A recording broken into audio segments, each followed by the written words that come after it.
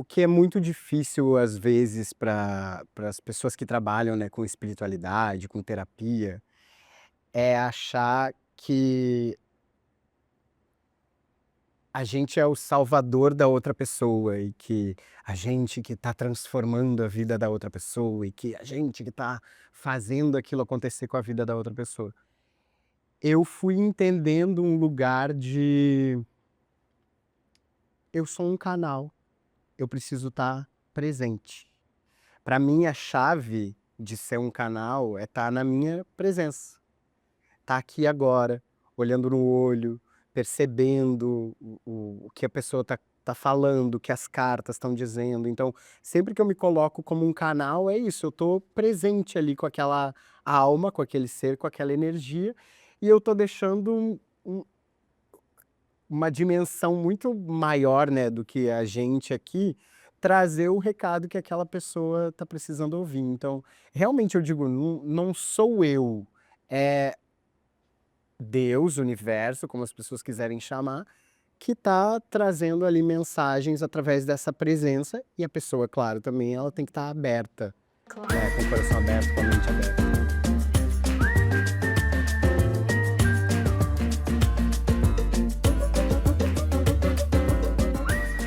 Olá, o meu nome é Ana Pinto Ribeiro e aqui estamos para mais um episódio dos Chapéus há muitos.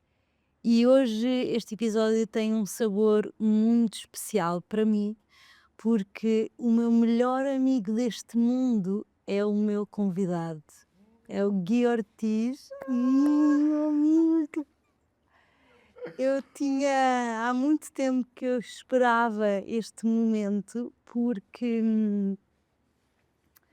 provavelmente você é a pessoa que eu tenho as conversas mais extraordinárias da minha vida e que muitas vezes eu penso, isto merecia estar a ser gravado. É verdade. Então, que hoje consiga fazer jus à pessoa que você é e que o mundo tenha o prazer de conhecer esta pessoa linda, maravilhosa, que eu tenho a sorte de chamar meu melhor amigo.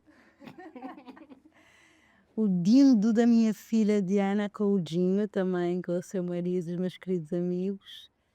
E como eu já sei tudo sobre a sua vida, ele é literalmente, eu normalmente, para quem não sabe, eu ligo a pessoas muito próximas dos meus convidados para saber sobre a essência delas, mas o Gui eu não precisei ligar a ninguém porque a chamada foi interna.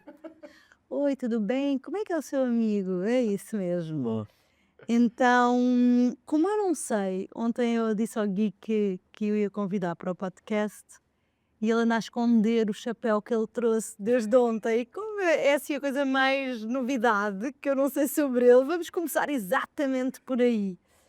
Eu quero, mas antes disso, só para fazer aqui uma pequena introdução, que é o Gui considera-se um caçador de insights. Ele é tarólogo, certo? Ele é aromaterapeuta, ele é um bom amigo, um bom homem, ele é uma pessoa muito genuína, é uma pessoa com uma grande luz que ninguém fica indiferente à sua presença, com um sorriso que cura, que transborda e com uma sabedoria e um canal lindo de sabedoria espiritual, intuitiva, da existência, nem sei, e que me salvou várias vezes na minha vida. Então, só para dar aqui este pequeno contexto antes de começarmos, e agora sim, por favor, mostre-me o Seu chapéu. chapéu, que é um boné branco. É, eu não tenho chapéu, não tenho costume, como você, de usar, mas esse boné, quando eu vi, ele me chamou a atenção, assim, eu já falei: "Ah, preciso desse boné", e era o último. E o que diz aqui é Zen as fuck. Adoro, Pra quem não entendeu ainda, é tipo zen pra caralho. Isso. adoro. E eu acho que ele faz muito jus ao meu momento, porque eu já sou terapeuta, tarólogo, aromaterapeuta há tantos anos que eu enfrentei alguns momentos, né, essa crise de identidade de, eu tenho que ser aquele que tá sempre bem, eu tenho que ser aquele que tá sempre alegre, sempre ajudando todo mundo e sempre sorrindo e que não tem problema. E eu não quero ser essa pessoa. Aquela ideia que as pessoas têm do que é ser espiritual e terapeuta e zen. Exato. Então eu achei, quando eu li isso aqui, Zen as fuck, eu falei assim, é isso que eu, é isso que eu sou agora. Então isso tem muita relação com esse momento que eu tô vivendo, assim, tipo, eu sou zen pra caralho, mas às vezes não sou também e tá tudo bem Está tudo bem. e ok. Então, Adoro. gostou? Gostei, amei. Ele anda a esconder o boné desde ontem para eu não ver o que é que dizia no boné. Vou até pôr aqui na frente, vale a pena. Vale a pena.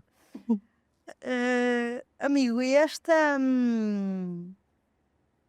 Engraçado, vamos pegar então neste tema do ser terapeuta, não é? Como é que este chamado chegou de estar ao serviço dos outros? Então, eu era ateu, né? Quando eu era adolescente, aquariano, rebelde, então lá com 17, 18 anos, eu lembro que teve um acontecimento, um bebê morreu na minha cidade. Nossa.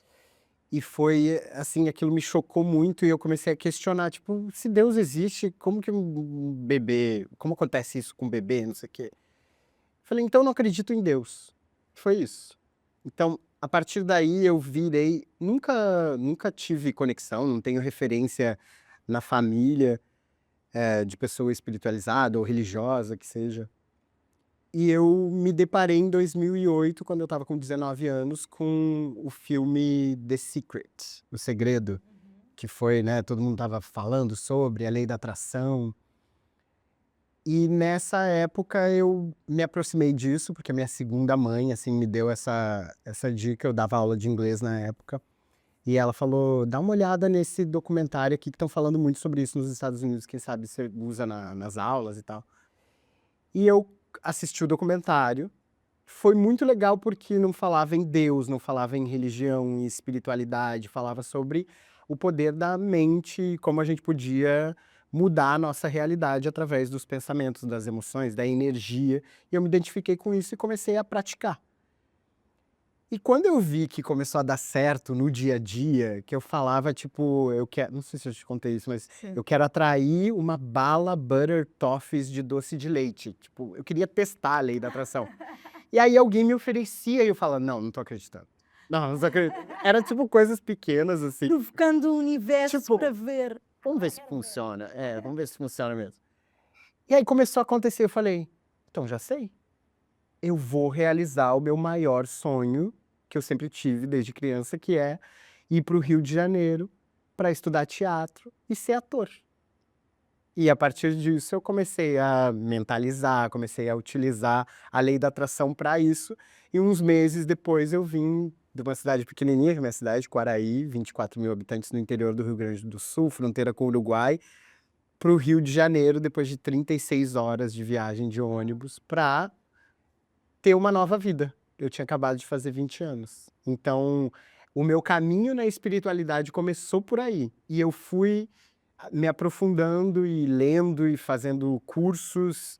E a partir Por quê? Porque eu estava querendo me curar, me transformar, me trabalhar. Eu nunca pensei em fazer isso para os outros. Só que depois de uma época eu comecei a sentir vontade de transbordar isso de alguma forma para Vi quem que estava funcionava em você, perto. não é? Exato. Mas por acaso o tarô, como é que ele. Na verdade, eu acho que não sei. Eu não sei a parte, ou pelo menos não me lembro. Como é que entrou o tarô aqui no Então, meio? eu fiz um curso de fogo sagrado, alinhamento energético Sim. com a Angela Fusaro, e ela tinha umas cartas que ela canalizou, inclusive eu trouxe aqui porque eu imaginei que você ia tocar nesse assunto. Claro. Fogo Sagrado é da Mônica Oliveira e a Angela Fusaro canalizou as imagens dos guardiões, que Mostra assim para a câmara Posso para mostrar verem assim? também. Aqui. Sim. As imagens dos guardiões do fogo sagrado. Na verdade, eu tinha medo de carta, de tarô, porque eu sempre via como uma coisa de, ai, previsão de futuro, adivinhação, não quero saber, e se me disser alguma coisa ruim. E nesse curso a gente usava os guardiões, e eu percebi que cada vez que eu virava uma carta, ela me mostrava alguma coisa sobre mim que eu estava precisando melhorar e que eu não estava consciente. Então ela puxava coisas do meu inconsciente para eu poder ter a chance e a oportunidade de iluminar. Eu comecei a perceber isso. Então eu comecei a me relacionar com as cartas. Esse aqui foi meu primeiro contato. Foram com essas cartas, mas depois eu comecei a comprar tarô e estudar sozinho e comecei a transformar minha vida também através do tarô. Sim. E é engraçado que é esta desconstrução constante, não é? E eu acho que aqui é uma coisa bonita sua que é, está sempre, se dá conta de onde você está. Por exemplo, eu sou ateu, mas agora preciso de estar o universo, e de repente o universo responde e você responde com ele, e de repente as cartas, ok, outra vez eu estou aqui e tenho um preconceito Sim. com isto, mas então eu vou dar uma oportunidade ao universo para me mostrar se é mesmo isso ou não. E isso, para mim, demonstra a sua sede de querer evoluir, de querer se conhecer mais, de ir além daquilo que a vida aqui mundana do dia a dia nos traz. Verdade ou mentira? É verdade. Parece que você já me conhece. Parece, né? É verdade. Por isso que eu falo, né, que eu sou um caçador de insights, porque eu tô sempre em busca de uma nova perspectiva, um novo olhar, alguma coisa que vá me trazer alguma transformação além daquilo que eu tô vivenciando aqui. Então, o tarô é essa ferramenta. Para mim, tudo que eu fui descobrindo nesse caminho, né, viraram Astral, também astrologia. astrologia, hoje em dia, aromaterapia, assim, uma infinidade de coisas que eu fui aprendendo e fui me desenvolvendo e depois comecei a trazer para outras pessoas. Então, é bem isso. E como é que você se... Ayahuasca, Claro. cogumelo, as medicinas da floresta, o rapé, tudo isso. É. Adoro. Nós já temos muitas cerimónias juntos, os dois.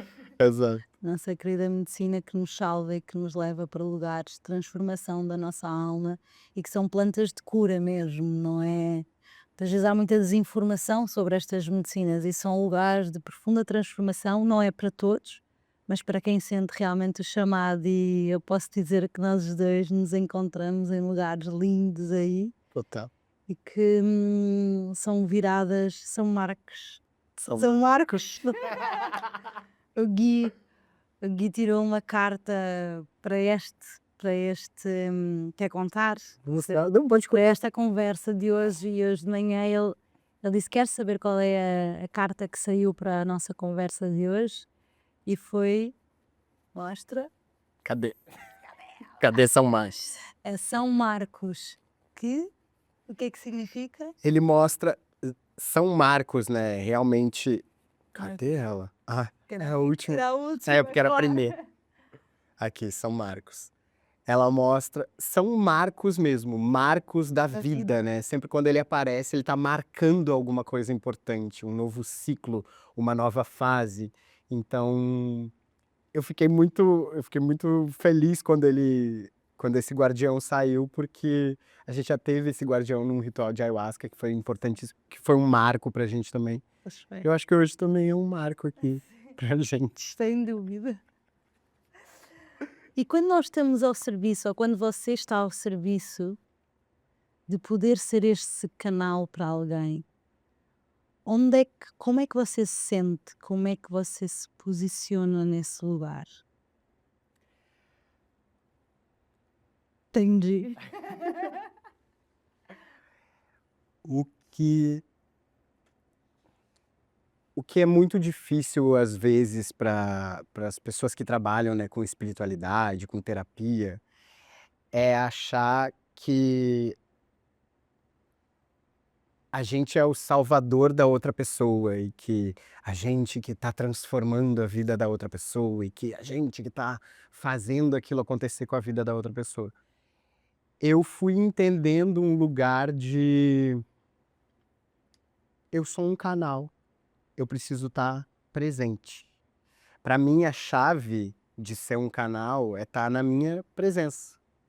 Estar aqui agora, olhando no olho, percebendo o que a pessoa tá falando, o que as cartas estão dizendo. Então, sempre que eu me coloco como um canal, é isso, eu tô presente ali com aquela alma, com aquele ser, com aquela energia, e eu tô deixando uma dimensão muito maior, né, do que a gente aqui, trazer o recado que aquela pessoa tá precisando ouvir. Então, realmente eu digo, não sou eu, é Deus, universo, como as pessoas quiserem chamar, que tá trazendo ali mensagens através dessa presença, e a pessoa, claro, também ela tem que estar aberta, Claro. né, com o coração aberto, com a mente aberta.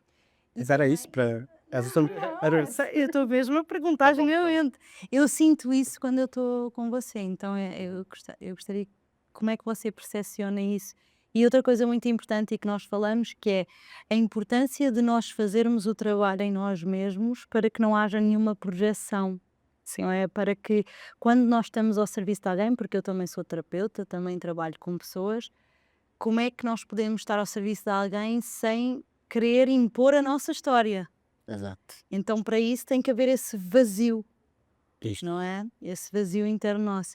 E você falou aqui sobre a cerimónia que nós fizemos em conjunto, que são marcos, que foi um marco para nós. E eu gostava de falar aqui sobre esta vontade, até nossa, porque nós vamos fazer um retiro os dois, e eu gostava muito de falar sobre o nosso retiro, porque o tema do retiro é Get Your Power Back.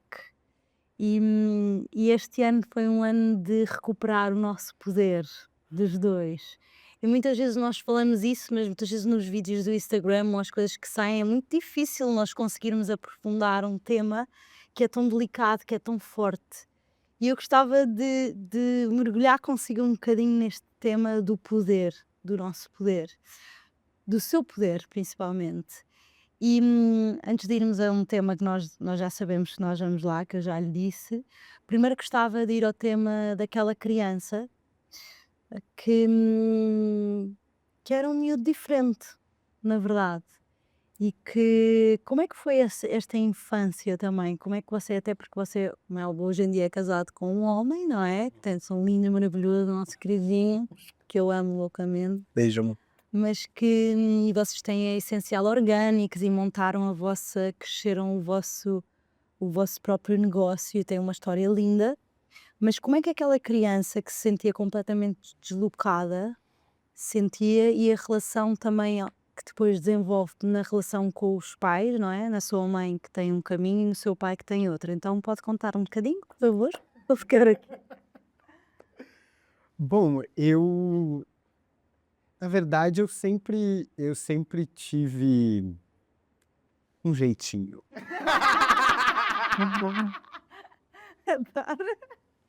Eu tive um jeitinho. Beyoncé, né? Eu estava ali desde o início. É que vocês não estão a perceber que nós, muitas vezes, o nosso programa preferido é pôr a Beyoncé e cantarmos e dançarmos os dois, e ficamos de trocar ideias. E você arrasa nas danças, é Obrigado, eu sei. verdade. Mas eu sempre fui diferente, assim, mas eu não me achava diferente. Eu via isso vindo de fora. Tipo, as pessoas falavam, né? Ai, que bichinha. Eu lembro meu pai era professor de educação física, ele tinha vários alunos, e ele me levava para as aulas, e eu estudava no mesmo colégio que ele dava aula também.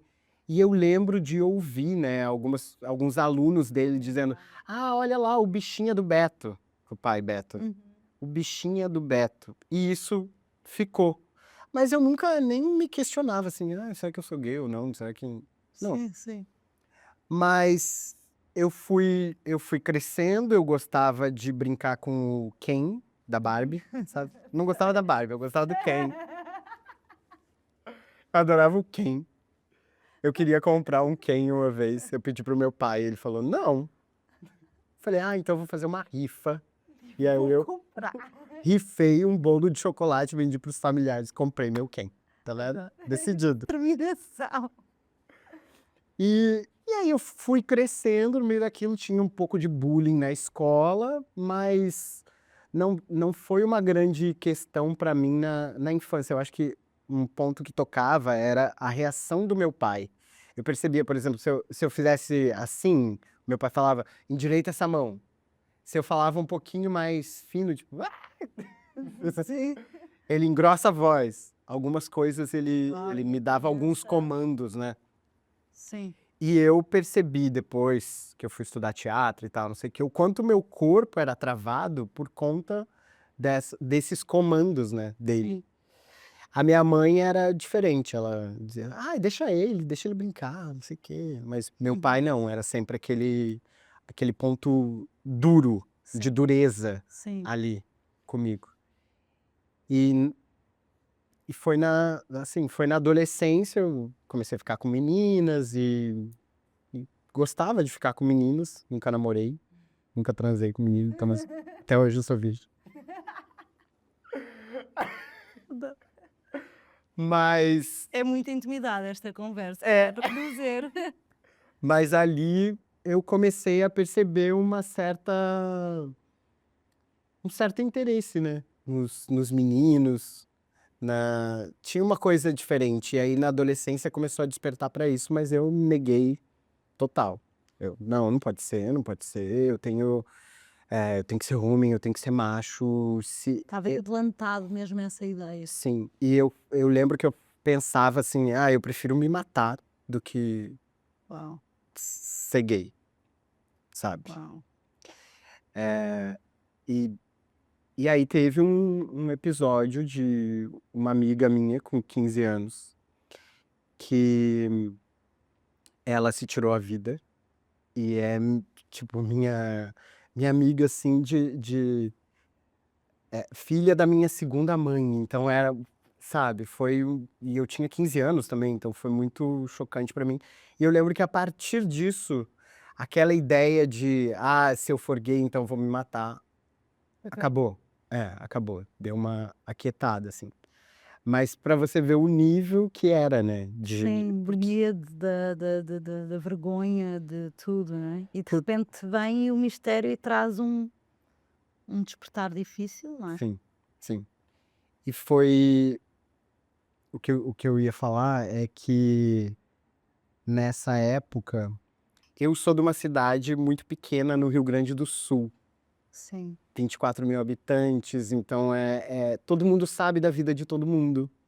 E os meus pais sempre foram muito conhecidos na cidade. Minha mãe era secretária de educação, diretora de escola, meu pai era professor de todo mundo na cidade. Então, eu sempre tive esse medo, esse receio de, ai meu Deus, essas pessoas falarem mal e vou desiludir meu pai, minha mãe. Então era muito isso, era essa pressão do que os outros vão achar. Tinha muito isso. O Sim. que os outros vão pensar, o que os outros vão achar, o julgamento, a coisa. Então foi uma época difícil, assim, Sim, claro. mas que mudou quando aconteceu isso com a minha amiga. E a partir daí você fez alguma promessa a você mesmo?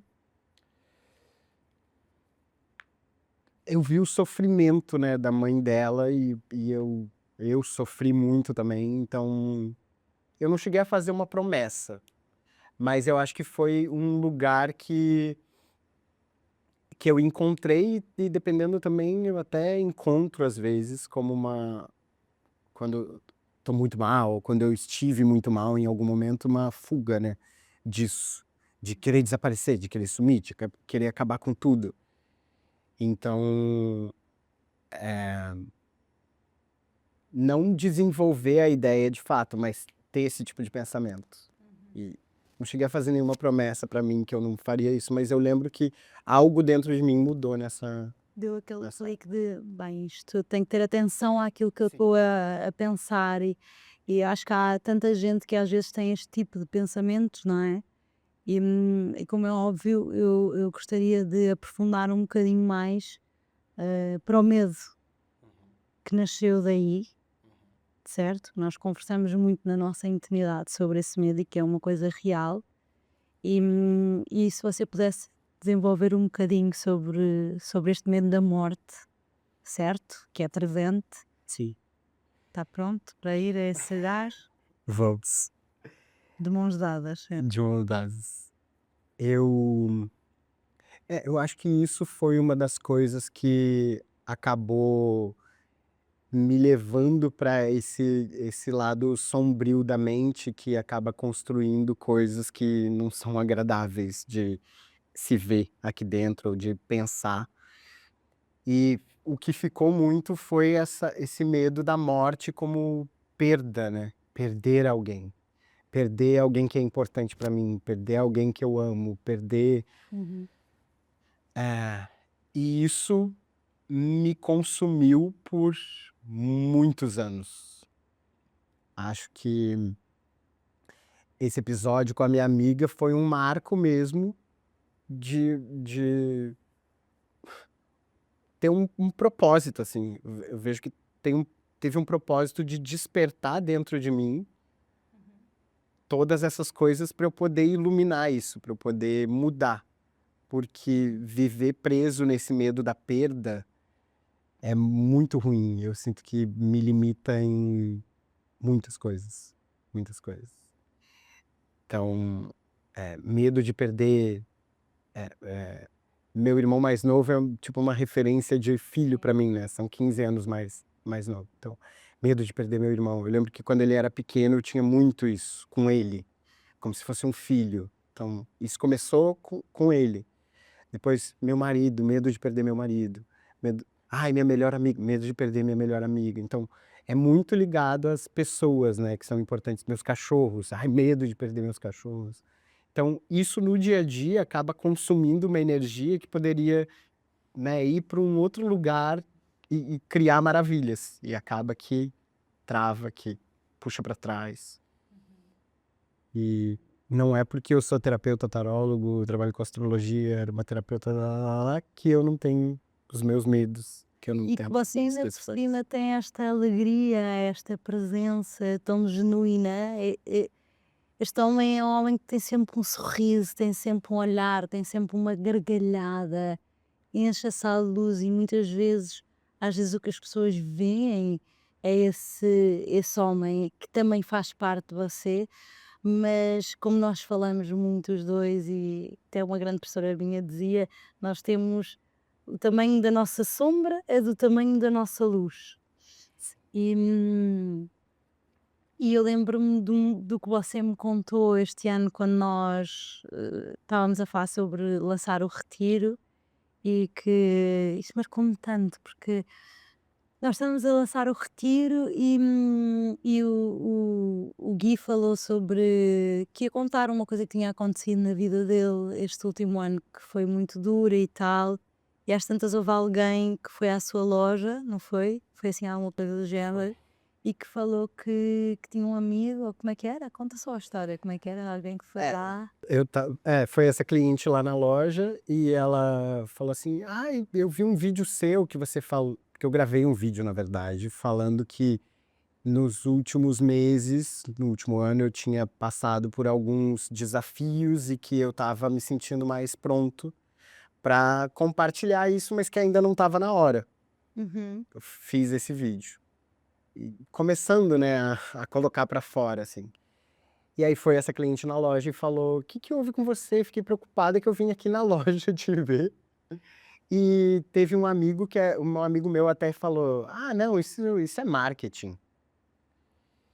E aí, quando eu falei pra ela o que que era ali, né, pessoalmente, ela: ai, olha, me desculpa, não, super entendo e tal, mas Mas é foi. engraçado, não é? Também a falta de fé nas pessoas, muitas vezes, não é?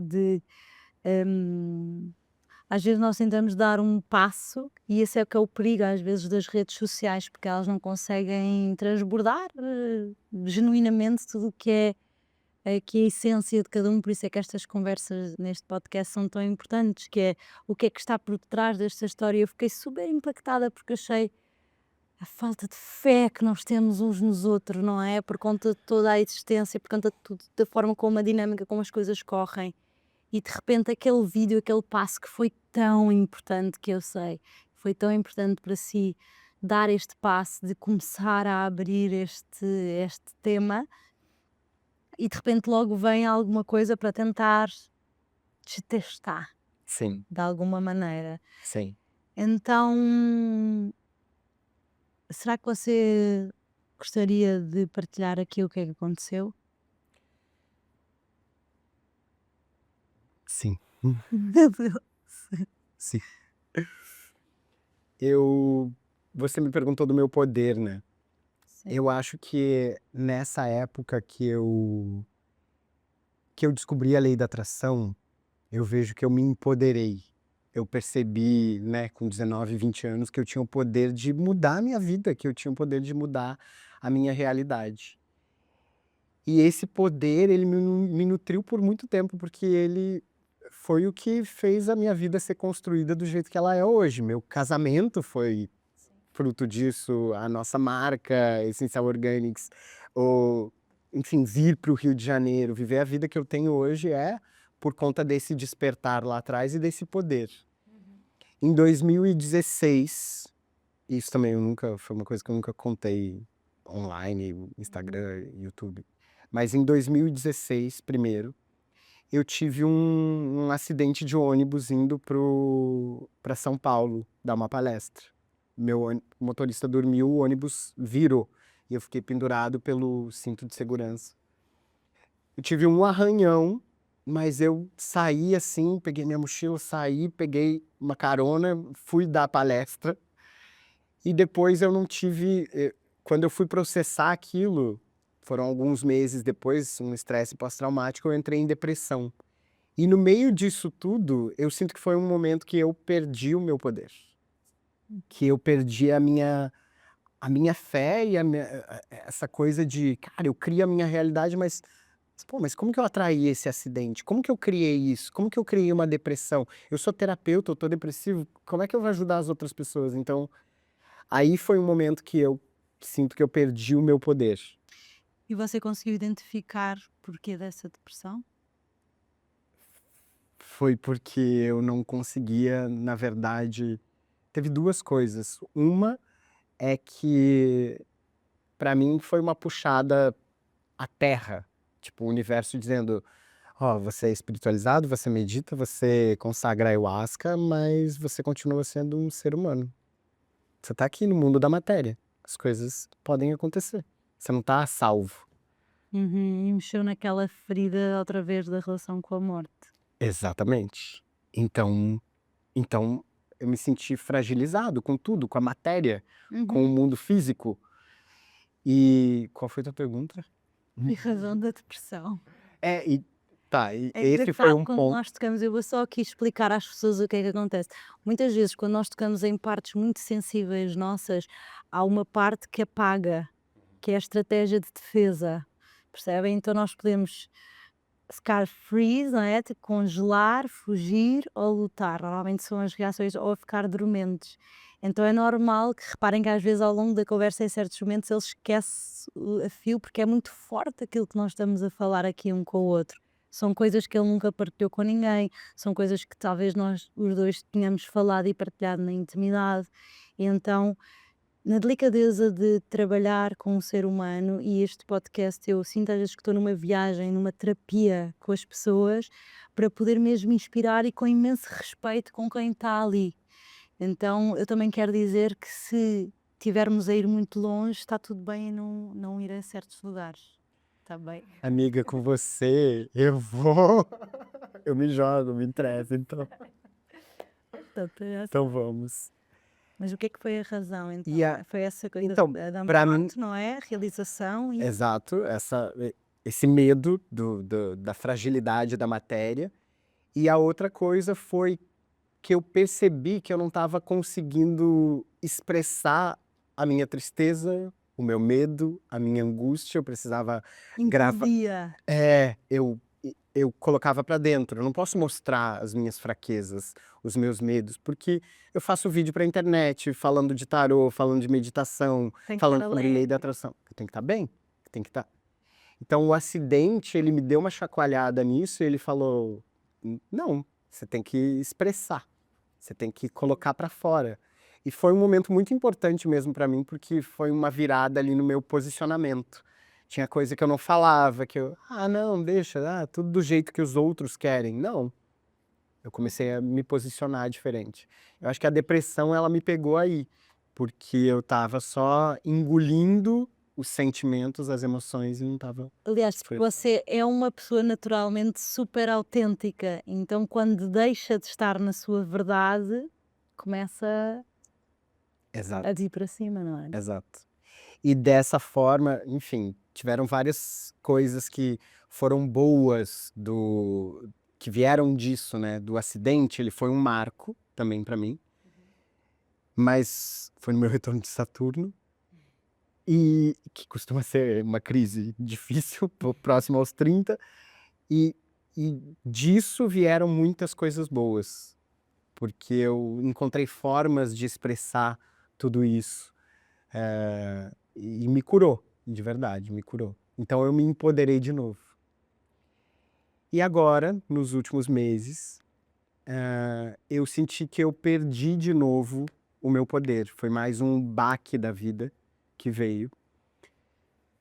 E eu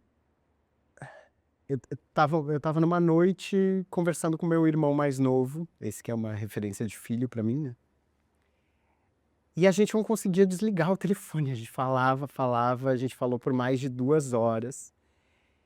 E, de repente, a minha mãe me ligou, era meia-noite e pouco. Ela me ligou, eu não atendi porque eu tava com meu irmão. Aí ela mandou mensagem, atende. Aí eu coloquei ela na ligação, junto com meu irmão. E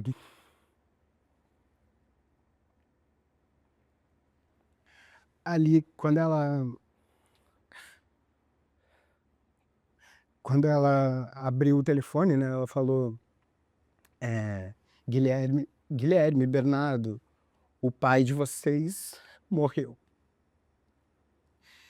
E naquela hora o que eu senti foi, tipo, eu fiquei meio sem acreditar, assim, porque ele já estava doente, ele estava com câncer, mas não foi essa, né, a causa, eu vou falar como é que aconteceu.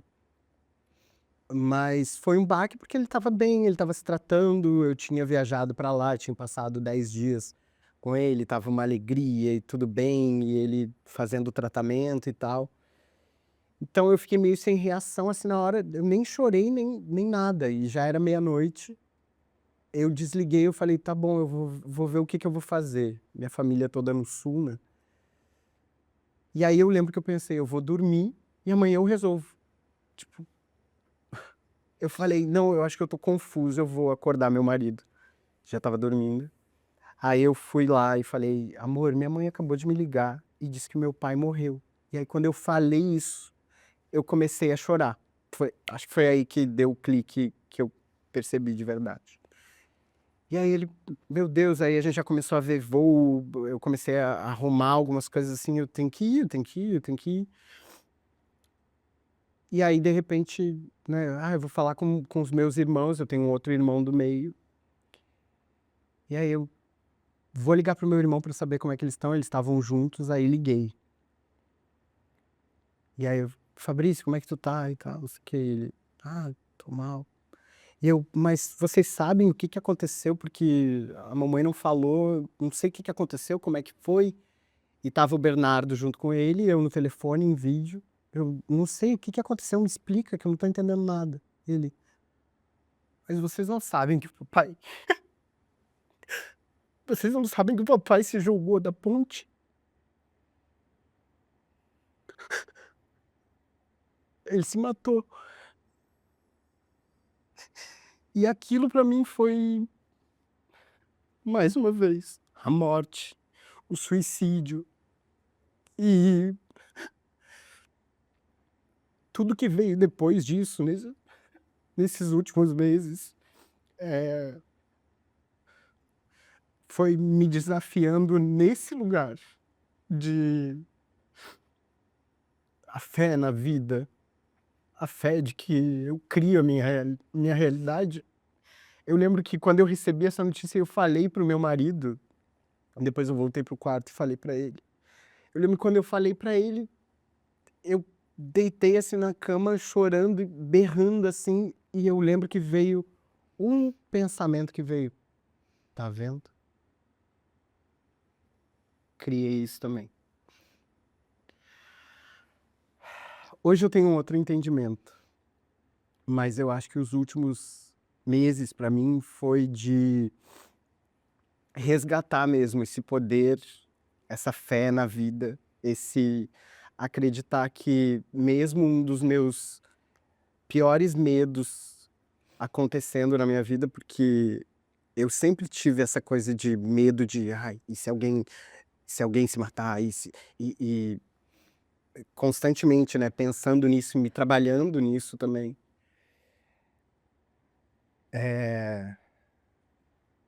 E aí eu vejo um dos meus piores medos acontecendo, virando uma realidade para mim. Hoje eu sei que não fui eu que criei. Claro, é muito complexo para explicar agora, mas tem o livre-arbítrio também, tem várias outras coisas que estão dentro disso. Eu não posso dizer eu criei isso, não. Mas tem um propósito também. E Para o seu caminho, para o meu caminho, para a sua evolução. exato, E já tinha acontecido também uma coisa com a sua melhor amiga, né? sim. E nesses últimos meses, o que eu queria falar é que eu tenho buscado forças para poder entender como é que eu sigo em frente com um dos meus maiores medos tendo se tornado realidade. E não foi só isso, eu acho que esse episódio com o meu pai, ele despertou todos os outros medos que já estavam adormecidos ou bem trabalhados, na minha percepção. Então, nos últimos meses, é como se eles tivessem todos vindo à tona e estão transbordando dentro de mim e eu tendo que lidar com tudo isso. Então, foi muito duro. Tem sido muito duro. E você, maravilhosa, você me ajuda muito nesse caminho, tudo que a gente faz e todas as curas e transformações que você me ajudou a conquistar nesse tempo. Obrigado. Você é maravilhosa. Estou aqui sempre, sim. Tenho imenso orgulho naquilo que eu tenho visto que tem sido esse caminho, sabe? E eu sei o quão importante este momento está a ser agora, porque há muito tempo que eu sei que gostaria de trazer isto para o mundo para poder ajudar outras pessoas que passam pelo mesmo. E eu também tenho uma pessoa muito próxima, que eu não vou dizer nomes, mas que passei, familiar, que teve esse episódio de passar por tentativas de suicídio e é muito duro, porque no meu caso não morreu, não é? Mas são coisas muito duras e às vezes nós não conseguimos entender a depressão e o mundo interno dos nossos familiares mais próximos e às vezes o que eu vejo é que as pessoas que estão nesse nível de depressão e de tristeza muitas vezes são os maiores atores de todos. São aqueles que parece que está tudo bem, são aqueles que botam um sorriso e que você nunca sequer lhe passaria pela cabeça que eles eram capazes de uma coisa dessas. E de repente há um dia que a gente recebe uma ligação e às vezes pode ser uma ligação de isto está a acontecer mas não sabemos se vamos conseguir salvar, que foi o meu caso, e no seu caso de realmente acontecer e muitas vezes não haver uma explicação, não ser deixada uma carta, Exato. uma mensagem e isso é muito duro. Para quem fica também, é muito duro para quem parte, mas é muito duro também para quem fica. E eu acho que é muito mais comum do que nós imaginamos. Só que muitas vezes as pessoas não falam sobre isso. Então, eu acho que isto promove, e eu gostaria de promover a atenção uns com os outros e a conversa genuína. E uma coisa que eu sei também que você está em paz é que a última troca que você teve com o seu pai foi uma grande cura. Uhum. Eu acho que merece também ser contada, porque nós uma parte de nós poder estar em paz com fizermos o melhor que pudemos, traz um alento, mesmo quando vem algo difícil como o que aconteceu. Sim. Então, quer partilhar um bocadinho connosco dessa parte também? Você falou, né, que as pessoas não dão sinais e o meu pai tinha ascendente em Sagitário. O ascendente é como a gente se mostra, né, para os outros. E Sagitário É o meu. é alegre, é positivo, leva todo mundo pra cima. Meu pai sempre foi tá pra cima. Então, eu tava eu tava muito preocupado, na verdade, enquanto ele estava no tratamento dele, com o emocional dele. Eu falava pra ele: faz terapia, busca alguém pra trabalhar as emoções, porque a gente sabe que tá tudo conectado, pensamento, emoções, energia, o corpo físico. Então, uma doença, ela tem um fundo emocional também, ela tem um fundo mental também. E eu falava pra ele, tanto é que depois de 3 meses já que ele já estava em tratamento, eu fui lá numa viagem. Eu passei 10 dias porque eu queria ver de perto como é que ele estava, se ele realmente estava bem, porque ele falava: eu vou me curar, vai ficar tudo bem, a gente vai viajar muito. Era essa a positividade dele. E eu não sei se eu tô acreditando. E eu fui. E eu fui e foi maravilhoso. Realmente ele estava bem. Ele estava num intervalo de quimioterapia também. Ele estava bem, ele estava alegre porque eu estava lá, a gente foi em parque aquático, eu levei a personagem que eu tenho, Já lá vamos, tá bom. que ele adorava, e foi muito divertido e foi uma foram 10 dias, assim, incríveis, que foi a minha despedida com ele, né. Foi o marco da despedida, porque depois de 3 meses ele morreu. E eu sei que eu fiz a minha parte, porque eu fui pra lá e eu levei ele na minha astróloga, a gente ficou 4 horas, ela lendo o mapa astral dele, falando, ele topou, né. Eu eu fiz um ritual de cogumelo com ele e o meu irmão pequeno, ele teve uma cura incrível com o pai dele, foi lindo, e eu sei que foi uma libertação pra ele ali, naquele processo. Então eu fiz realmente tudo que eu podia. E eu tinha uma coisa de não ser o suficiente com o meu pai, né, para o meu pai. Aquela coisa da criança, aquela rigidez que nós conversámos no Exato. início. Até porque eu fui o primeiro filho, né, e o meu pai, professor de educação física, adorava futebol, com certeza ele pensava em: "Ah, vai ser o machão, que vai jogar futebol, que vai pegar todas". E aí eu sinto que ao longo da vida eu fui decepcionando, né, fui colocando esse sonho do meu pai para o lixo. Então eu tinha muito essa coisa de não ser o suficiente para o meu pai.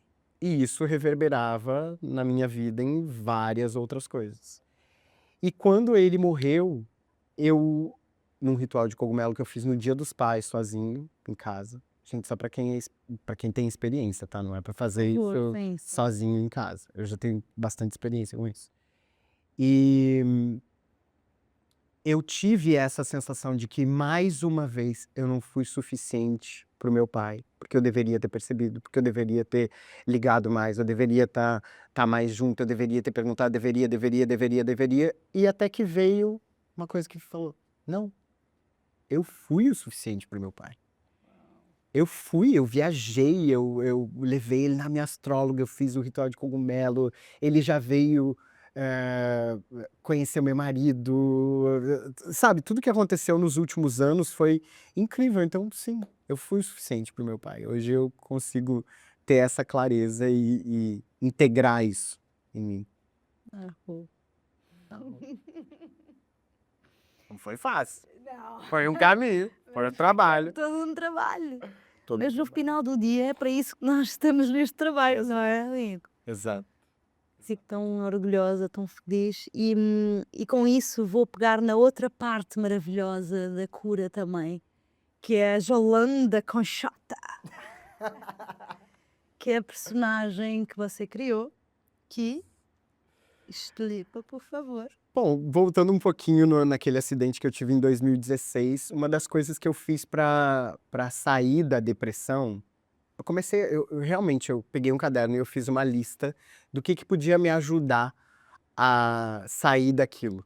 Porque, primeiro, quando eu percebi que eu tava com depressão, que eu fui numa sessão de bar e toque, e aí o cara me disse assim, em 5 minutos, você tá com depressão? Eu, oi? Eu? Não.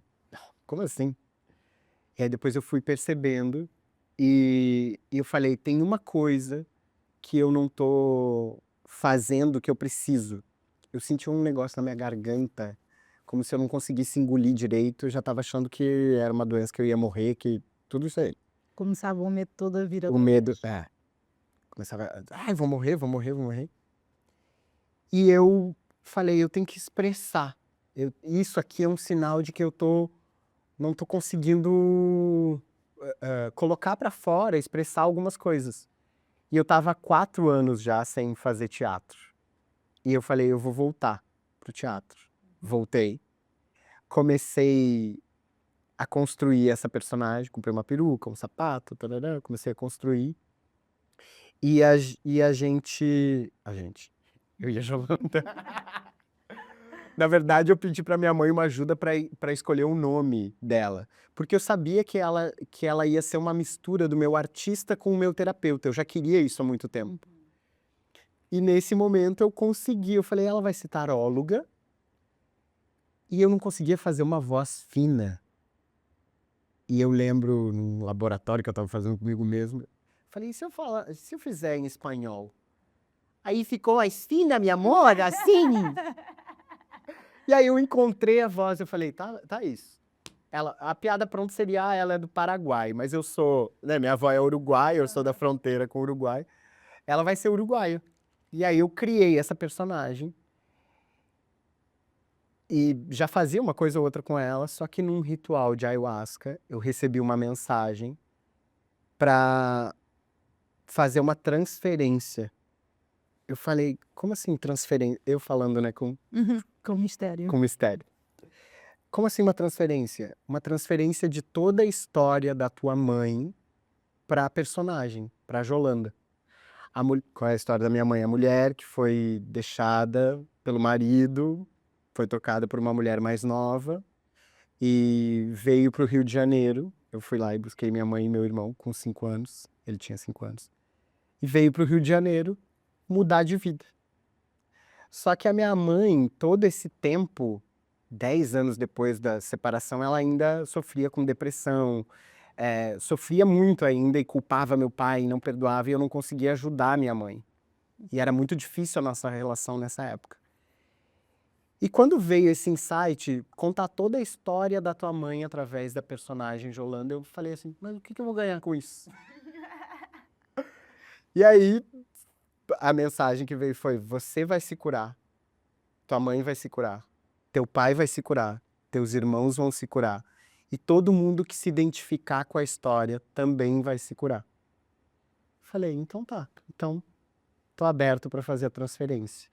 Eu não lembro o que aconteceu, eu lembro que a transferência aconteceu, e a partir daí, a Jolanda virou a história da minha mãe. Sim. Só que era a minha mãe superando o divórcio, como que ela seria? Que a minha mãe é uma luz, é uma potência, ela é muito maravilhosa na luz dela, porque na sombra é o cão. Corre bem. Mas ela, na luz dela... Você mostrou a possibilidade do que é que ela poderia ser. Não é? Exatamente. E aí eu comecei a fazer a Jolanda. Como é que é a Jolanda superando o divórcio? Como é que é a Jolanda empoderada? Como é que é a Jolanda nisso e naquilo? E a minha mãe começou a se enxergar na personagem. Incrível. E ela começou, quando eu comecei a fazer show de stand-up, porque a Jolanda, ela é uruguaia, ela é taróloga intuitiva e sexóloga espiritual. É só os Ela fala... Ela fala sobre sexo porque eu sou muito sexual, mas o Guilherme, terapeuta, não consegue expressar. dar vazão a tudo que a Jolanda consegue. Então, essa foi a minha cura com a Jolanda, né? Eu consegui me expressar, colocar pra fora ali coisas que eu não conseguia como o Guilherme. E que muitas vezes eu ainda não consigo. E a Jolanda faz esse trabalho pra mim. Adoro. Então ela foi uma cura pra mim. Virou uma ferramenta total. Com certeza, virou uma ferramenta. E só pra finalizar essa parte da Jolanda, quando eu comecei a fazer... Porque tem ela na internet, né? Jolanda com J, assim, né? Exato. Jolanda com J, porque ela é uruguaia, então ela fala: ai, meu amor, eu sou Xolanda com J. É isso. Adoro. E quando eu comecei a fazer stand-up em 2022, que eu levei a Jolanda pro palco, você foi assistir, inclusive, foi muito interessante, porque 3 meses depois que eu comecei a fazer stand-up, quando eu fiz o primeiro show, a minha mãe já saiu de casa para assistir. Isso já foi uma cura, porque ela não saía de casa. E ela falava para meus amigos: ah, sabia que é inspirada em mim? Ó, eu sou a Jolanda, não sei o quê. Ela começou a se empoderar ali. E 3 meses depois que eu tava fazendo o show, o meu pai e minha mãe não se falavam há 14 anos. O meu pai ligou para minha mãe, falou: eu estou me separando, me divorciando da mulher pela qual eu te troquei. E tu é a mulher da minha vida. Tu é minha companheira. Me perdoa. Deus tocou minha consciência. Eu te quero de volta. Vamos morar junto. Uau. E ela: vamos conversar. Vem pro Rio de Janeiro. Ele veio. A gente passou Natal, Réveillon em família. Meus irmãos vieram também. Ao Eles fim de fizeram 14 anos. 14 anos. Eles fizeram as pazes, tipo, depois do que... Nada, e a medicina a ter dado este presente, quando nós estamos dispostos a ouvir e a confiar e a sermos guiados, acontecem milagres. Foi um milagre. Pra mim foi total um milagre, Sim. porque eu jamais imaginaria isso acontecendo. A gente passou Natal, Réveillon, meu pai veio várias vezes. Foi lindo ver eles dois, sabe, conversando, dando risada junto. Eu, what? E é isso. Foi aquilo que foi dito pra mim na ayahuasca. Você vai se curar, teu pai, tua mãe, teus irmãos e todo mundo que se identificar com a história. Então a Jolanda é uma cura pra mim e pra minha família. A cura através da arte, né, amigo? Sim, a arte cura mesmo. É isso. E é um canal fortíssimo. E que bom que você se pôs à disposição e ao serviço também através dessa arte, não é? Através desse...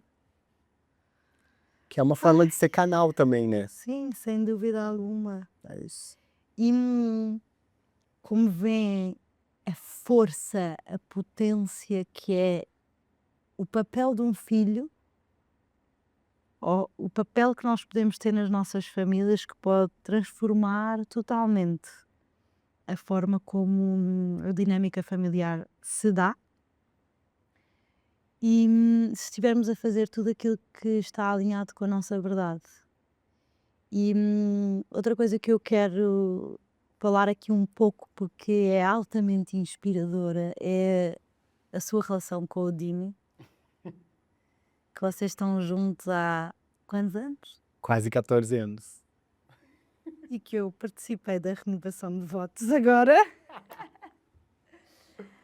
Mas que construíram a vossa marca, que tem tanta história, tanta dedicação, e como é que de repente dois crianças, dois miúdos das cidades do interior, não é? Ou de longe, ou de pequenas vilas, cidades, vocês de repente vêm para aqui, para o Rio de Janeiro, encontram-se e constroem um negócio com um propósito que é Essencial Organics. Então, assim, muito rápido sobre o que é o negócio, mas mais do que isso é o que é que este amor te ensinou.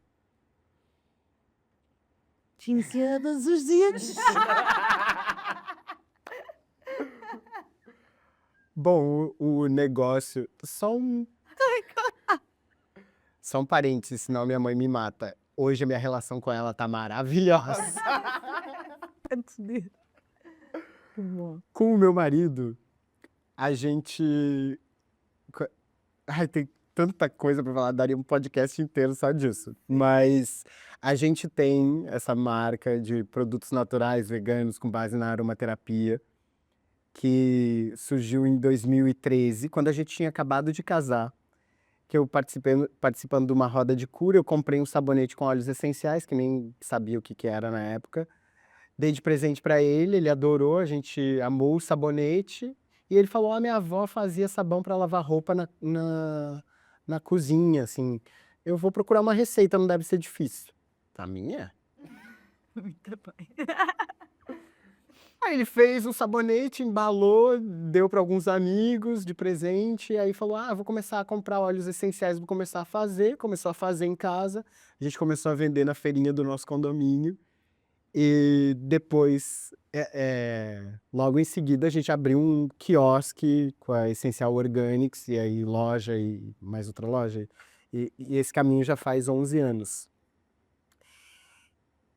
E teve um momento que a gente decidiu, porque para mim era a marca dele, né, era coisa dele, e eu tinha as terapias, os meus cursos online, essas coisas.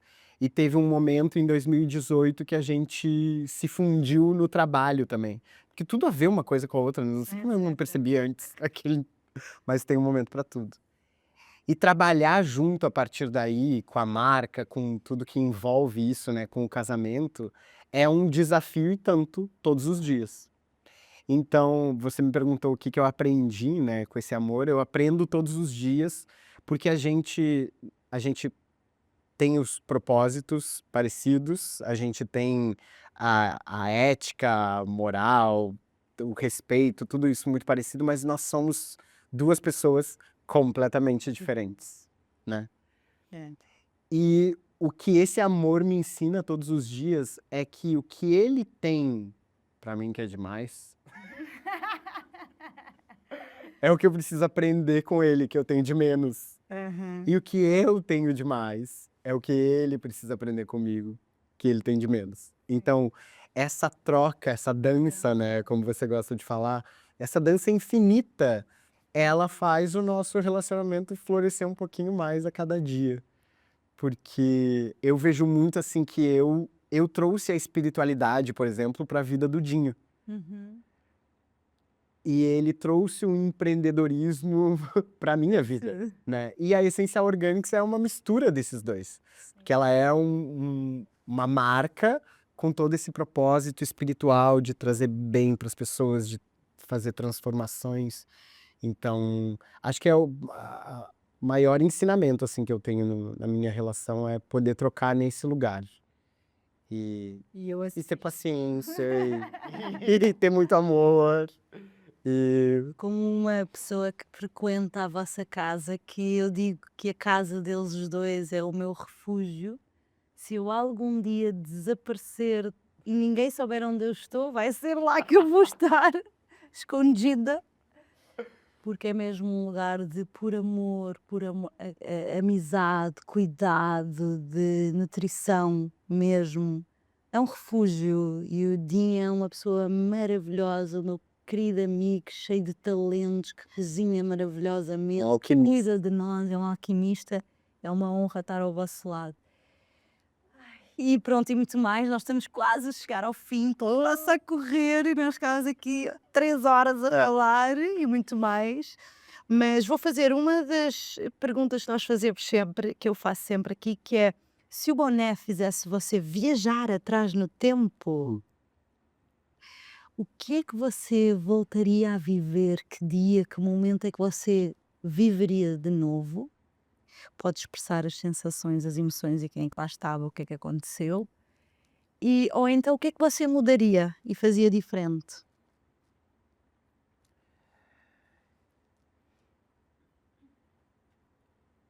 Ai, como que eu não me preparei para essa pergunta, que eu sabia que ia ter. Amiga, o que assim, pensei em vários momentos, né, mas eu acho que se eu pudesse pegar esse chapéu zen as fuck e e voltar num momento, eu acho que eu voltaria num momento com o meu pai e falaria algumas coisas para ele que eu não tive a oportunidade, talvez, tirar umas cartas de tarô. Fico pensando, eu não lembro eu tirando carta de tarô pro meu pai. Acho que eu faria isso, sabe? Ter uma conversa, assim, com ele e e falar pra ele, assim: Que você vai lá, me conta, que você vê de mim hoje? O homem que eu sou?". Queria saber. Eu sei, no fundo eu sei, Sim, mas queria ouvir. eu queria ouvir dele. E eu acho que eu tive essa oportunidade quando a gente fez o ritual de cogumelo e isso não me passou na cabeça. Também não era pra acontecer, mas acho que se eu pudesse voltar e eu gostaria de ouvir do meu pai o que ele O tinha. que é que você acha que ele lhe diria? Eu acho. é, Eu acho que ele diria que ele tem orgulho de mim. Acho que ele tem orgulho do homem que eu me tornei, da luz que eu sou, da alegria que eu trago, da diferença que eu faço na vida das pessoas. Acho que é isso. Não tenho a menor dúvida, não, amor. Mesmo. Eu tenho muito orgulho. É uma honra estar ao seu lado e poder ter esta amizade tão bonita que nós temos. Mesmo. Obrigada, Gilberto. Mesmo. Temos aqui, nós construímos uma amizade mesmo bonita, os dois, mesmo genuína. Esta partilha que vocês estão aqui a ver hoje não é, é um dia a dia. A gente. Eu queria te perguntar, o que é que esta nossa amizade te trouxe? Nossa. Amiga. Ah, já agora eu acho que é tão legal essa amizade, tô curiosa. Você quer ouvir agora? Cara, adoro. É, Até para as pessoas se inspirarem, meu amor. Se inspirarem, porque eu acho que das coisas mais bonitas e mais preciosas que eu tenho hoje em dia é a nossa amizade. Então eu adorava que você partilhasse. Mesmo. é tanta coisa que a nossa amizade nos traz de maravilhoso que realmente é difícil falar tudo. Mas eu acho que quando a gente tá junto, a gente se empodera junto. A gente get our power back together. Engraçado, né? Porque ontem eu tava, antes de dormir, eu tava assim, né? Não acredito que eu fui convidado, vou gravar com a Ana amanhã. Por vários motivos, né? E eu peguei o Pattern, o aplicativo, e tinha lá alguma coisa que falava, que me chamou a atenção. E eu peguei pra ler, falei, cara, é a descrição da minha amizade aqui com a Ana. Eu não vou falar isso. Sim. Mas eu fico assim, chocado de como realmente é um encontro de almas. Pra mim é um encontro inesperado que uma amiga nossa, Bebel, maravilhosa, Claro. nos apresentou num Rock in Rio e, tipo, de cara, bateu, deu match. Então, desde aí a gente tem construído isso. Eu acho que é essa construção, esse carinho, esse estar presente, esse estar disponível para ouvir, para aconselhar, para duvidar junto, para sentir medo junto, para sentir coragem junto. Eu acho que é isso, a nossa amizade é muito sobre vamos embarcar um na onda do outro e vamos ver o que sai disso, sabe? A gente é muito Sim. esse companheirismo, essa verdade. Eu acho que tem muita verdade também na nossa relação. Uhum. E acolhimento. Acolhimento, força, poder, prosperidade, convites para podcast, Gargalhada. gargalhada, É, bom humor. é muito bom. Amiga, é uma bênção ter essa relação, essa amizade. E realmente é um dos presentes assim que o universo me deu, que eu sou muito grato, de verdade. Eu também, meu amor. Eu te amo. Está sempre em declarações de amor, não é só daqui. Mas pronto, prometo. Última pergunta, que é se o chapéu fazer você viajar para o futuro daqui a uns 30 anos, o que é que você está fazendo? Com quem você está? Como é que você está? Eu espero que levar essa visão, tá? Só para já vou dar aqui um break. Só sentar. Eu vi assim a gente na praia, você, Dinho, os cachorros, eu não vou poder dizer, né? Daqui 30 anos. Mas filhos, né? Filhos de Ana, grande já. A gente, família, meu irmão. Eu sinto que as relações, né? Elas são muito importantes. Eu vejo um cenário de praia porque eu adoro aquele sol, aquele mar maravilhoso, mas celebrando, brindando, comendo bem e dando gargalhada. Essa é a visão que eu tenho do futuro, com vocês ao meu lado. De E verdade. quem é você nesse momento?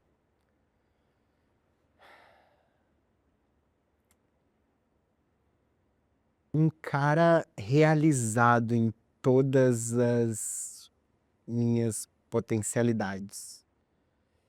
Eu acho que isso é a minha busca, na verdade. É me realizar em tudo que eu tenho, colocar, expressar para o mundo e o mundo ser impactado por isso.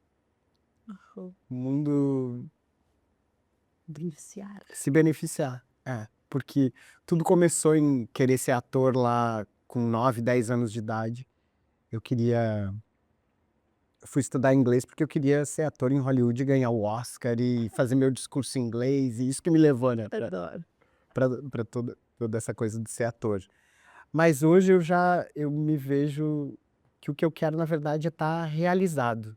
Então, sabe, fazendo meu trabalho de terapeuta, dando palestra, fazendo retiro, falando para as pessoas online, fazendo a Jolanda, expressando o meu lado artístico também. Essa para mim é minha realização.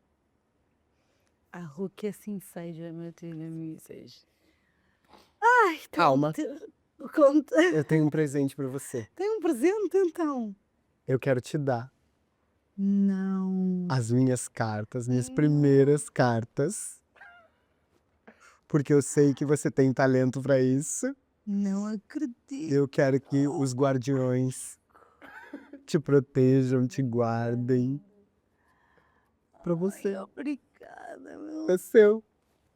Que você desfrute, que os guardiões te tragam mensagens incríveis, uma energia maravilhosa, muita proteção no teu caminho, em cada passo que você der. Meu amor, muito obrigada. Sei o que é que isto significa para mim e para você. Então, e o quanto estas cartas especificamente significam. Eu prometo que eu vou desenvolver o meu talento. Você já tem, amiga. Ela faz leituras maravilhosas. É que é só para os amigos, mas... Exato. Obrigada por este presente, obrigada por ter aceito vir aqui a esta conversa, a este lugar, e por abrir o seu coração e por partilhar deste lugar tão íntimo, que é tão conhecido entre nós os dois, mas que poder mostrar ao mundo é uma bênção. E eu peço a todas as pessoas que nos ouviram, que partilharam este momento connosco, que guardem no vosso coração, com esse carinho, com esse respeito, a vulnerabilidade que nós encontramos no outro, porque no fundo também é a nossa vulnerabilidade. Nós somos espelhos. E então, da mesma forma que nós gostaríamos que cuidassem da nossa vulnerabilidade, eu peço essa consciência e esse cuidado com tudo o que foi partilhado aqui hoje. Portanto, obrigada por estarem aí, obrigada por nos ouvirem e até breve.